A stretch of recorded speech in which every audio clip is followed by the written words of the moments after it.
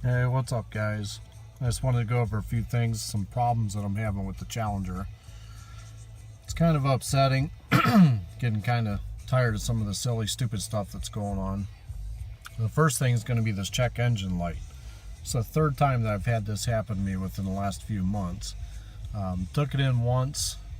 They said it was a small part of the emissions line that they replaced. Light went out. I'm just assuming that they removed it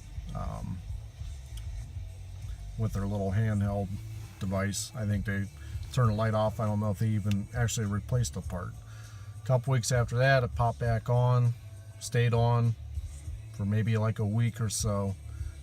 Then it went out on its own, so I never went back to the dealer. Now it popped back up again. I took it to a local Advanced Auto, had them pull the code. It was P0456. Comes back as that same like small leak in part of the emissions lines. Getting kind of tired of going to the dealer. And then the other issue that I'm having has to do with the temperature control. It's actually these buttons down here. Very top button obviously does your heat. You can raise your temperature up, or you can lower it with that lowering button. The issue I'm having is that when I press this button, it does absolutely nothing. If I push it in real forcefully, it'll actually start to lower the temperature back down. So it's just probably a crappy design, cheap plastic or something that they used inside of there. And then over here, I mean, you can see these ones work. I barely even have to touch it. Works proper. I haven't spilled anything on it. I'm not hard on these buttons. I barely even use them. Just one day it decided to quit working. So now I got to take it back into the dealer again to have the check engine light dealt with, the silly button thing dealt with. Getting kind of tired of spending time at the dealership. I spent enough time there that should probably give me my own parking space. Been in there for the radio. I had to go in there 2 times, and nobody seemed to know what they were even talking about. They even brought in a specialist. He came up with some garbage. They didn't fix it. They finally, after calling Uconnect and talking to them several times, they had no clue. Even the very same morning that I talked to them, I literally just got off the phone with them, and they told me that they didn't have a fix and they didn't know when.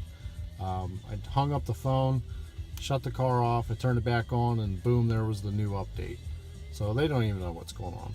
I don't think anybody really is on the same page with different things, and especially like at the dealership, when you take your car in there, I don't think they're really mechanics anymore. Pretty much all they are is just parts replacers.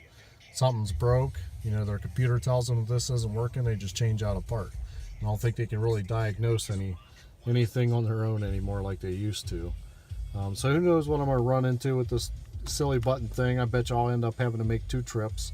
I'll take it down there. They'll say, oh, yep, it's broke. You're going to have to come back. We'll order the part. It's kind of a pain in the butt. It's a waste of my time.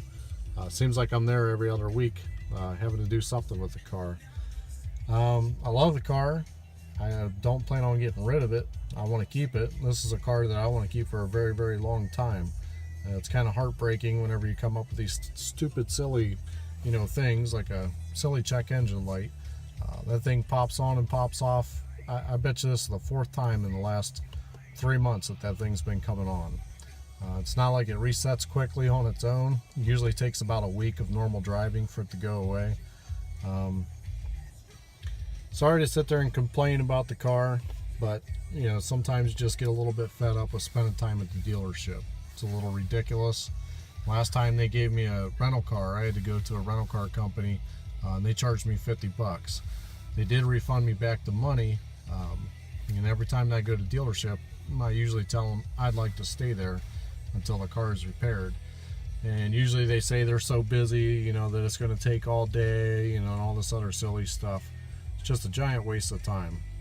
Other than that, I mean, if you guys have any questions or comments or anything, feel free to comment. Please subscribe.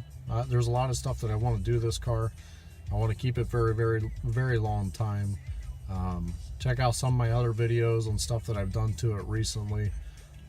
Other than that, you guys have a good day, and thanks for watching.